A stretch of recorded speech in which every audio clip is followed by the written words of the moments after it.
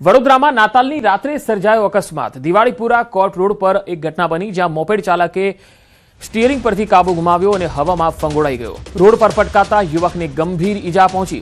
ગંભીર હાલતમાં યુવકને સારવાર માટે સયાજી હોસ્પિટલ ખસેડાયો છે।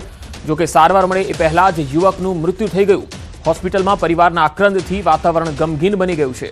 આખી ઘટના સીસીટીવીમાં પણ કેદ થઈ છે અને તસવીરો સામે આવી ગઈ છે। તમે જોઈ શકો છો। પોલીસે ઘટના સ્થળે પહોંચીને આગળની તપાસ હાથ ધરી છે।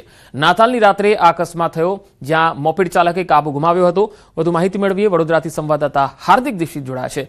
હાર્દિક, વડોદરામાં અકસ્માતોની સતત વણઝાર જોવા મળી રહી છે। વધુ એક અકસ્માતને લઈને શું વધુ અપડેટ?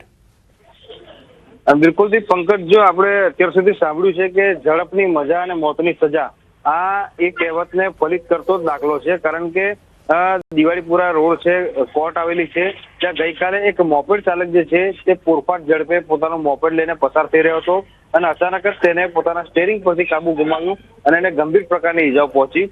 સારવાર માટે સયાજી હોસ્પિટલ ખાતે તેને લઈ જવામાં આવ્યો, પરંતુ સારવાર મળે એ પહેલા જ રસ્તામાં જ તેનું મોત થઈ ગયું। એના કારણે પરિવારમાં ગમગીની છે। આ જે ઘટના ઘટી છે એના પરથી ખરેખર જે બેફામ રીતે પોતાના વાહન ચલાવતા લોકો છે તેમને સબક લેવાની જરૂર છે। કારણ કે મેં કીધું પ્રમાણે કે ક્યારેક ક્યારેક ઝડપની મજા જે છે તે આ પ્રકારની મોતની સજા સમાન સાબિત થતી હોય છે।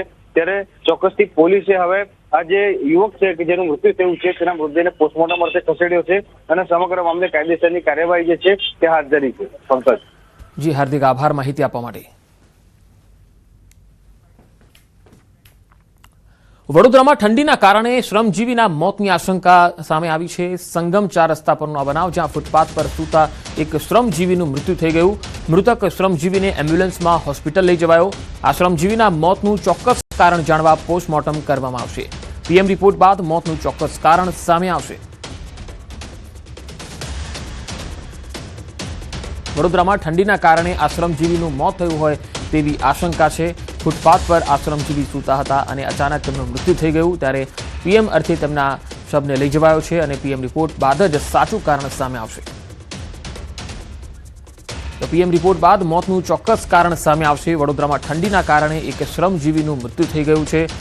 જો કે આ શ્રમજીવીનું મોત ઠંડીના કારણે થયું છે કે પછી અન્ય કોઈ હિસ્ટ્રી હતી આરોગ્યની, તેને લઈને હવે પીએમ રિપોર્ટની રાહ જોવાઈ રહી છે। પીએમ રિપોર્ટ બાદ સામે આવશે કે તેનું મોતનું કારણ શું છે।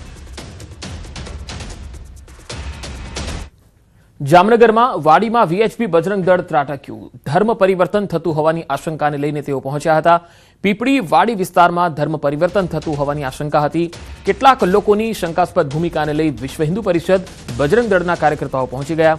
ધાર્મિક કાર્યક્રમમાં બજરંગ દળના કાર્યકર્તાઓ પહોંચતા કેટલાક લોકો ભાગી ગયા હતા।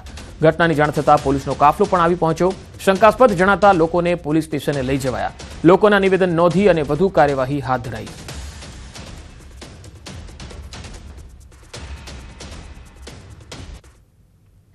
જામનગરના પીપળીમાં મોડી રાત્રે વિશ્વ હિન્દુ પરિષદ બજરંગ દળ દ્વારા જે પ્રકારે બાઇબલ લઈ અને ધર્મ પરિવર્તન થતી હોવાની બાતમીને લઈને ઉહાપો મચ્યો હતો અને જે પ્રકારના દ્રશ્ય આપ જોઈ રહ્યા છો, મોડી રાત્રે મોટી સંખ્યામાં લોકો અહીં એકત્ર થઈ ગયા હતા। હાલ પોલીસ છે તે પહોંચી છે અને હાલ જે લોકો છે તે લોકોને પણ લઈ જવામાં આવી રહ્યા છે।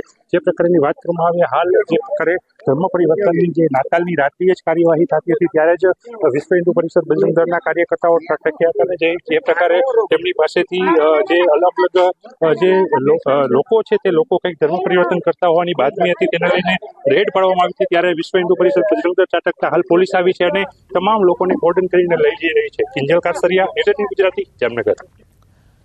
રાજકોટમાં સગા ભાઈઓ વચ્ચે લોહિયાળ ધીંગાણું થયું। નશાની હાલતમાં નાના ભાઈ પર હુમલો કરી દીધો।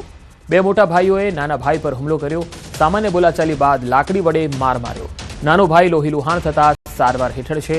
ધોરાજીના સુપેડી રોડ પરનો આ બનાવ। પોલીસે ઘટના સ્થળે પહોંચી અને કાર્યવાહી હાથ ધરી છે।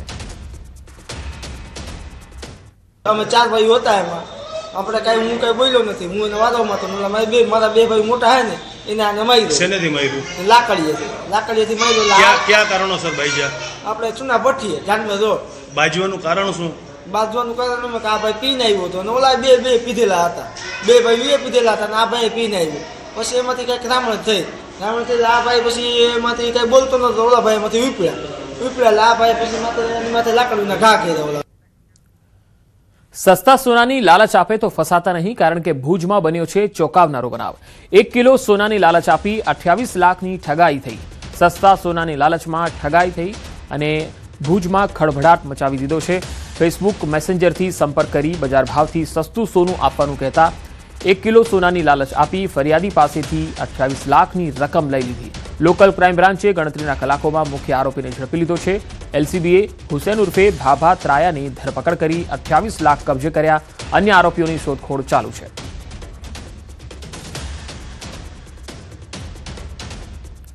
દાહોદમાં ઉત્તરાયણ પહેલા મોતનો સામાન ઝડપાયો। પ્રતિબંધિત ચાઇનીઝ દોરી પકડાઈ। ચાઇનીઝ દોરી તુક્કલ ઝડપાયા છે। ચાઇનીઝ દોરી વેચનાર વેપારીને ઝડપી પાડવામાં આવ્યો। એસઓજી પોલીસે સપાટો બોલાવતા સંજેલી ખાતે મોબાઈલની દુકાનમાં ગેરકાયદેસર રીતે પ્રતિબંધિત ચાઇનીઝ દોરી વેચનાર વેપારીને ઝડપી પાડ્યો છે। પેટ્રોલિંગ દરમિયાન મળેલ ખાનગી બાતમીના આધારે પોલીસે કાર્યવાહી કરી હતી। પોલીસે વેપારી જોડેથી કુલ 150 નંગ ચાઇનીઝ દોરીના ફિરકા અને 490 ચાઇનીઝ તુક્કલ ઝડપી પાડ્યા।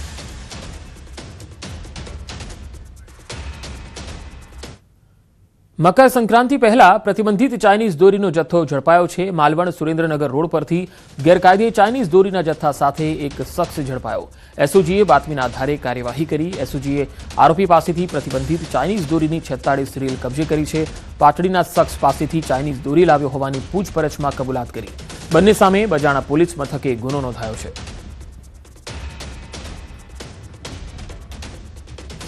એસઓજીએ હાલ કાર્યવાહી કરી છે। 2 લોકો સામે બજાણા પોલીસ મથકે ગુનો નોંધાયો છે। 2 અલગ અલગ તસવીરો તમે જોઈ શકો છો।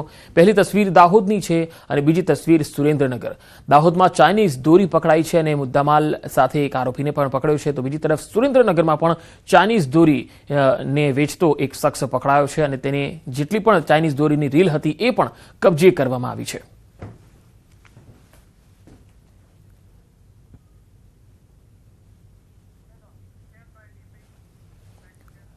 અમદાવાદના પીરાણા સ્થિત નિષ્કલંકી નારાયણ તીર્થધામ પ્રેરણાપીઠ ખાતે ક્રીડા ભારતીના ત્રિદિવસીય અખિલ ભારતીય અધિવેશનનો પ્રારંભ થયો, જેનું ઉદ્ઘાટન મુખ્યમંત્રી ભૂપેન્દ્ર પટેલના હસ્તે કરવામાં આવ્યું।